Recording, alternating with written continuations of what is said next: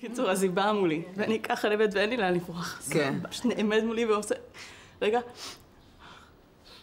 אנקולו אפצ'י. נו. קיצור, היא אומרת לי... רגע, יש לי... רגע, שנייה. תמר, את בסדר? תמר? שנייה. נו, תעשי אפצ'י, מה הבעיה? תוציא. מה, אני מתביישת? תמר, תחררי, נו. די. מה לא קורה? אפצ'י. מה קורה?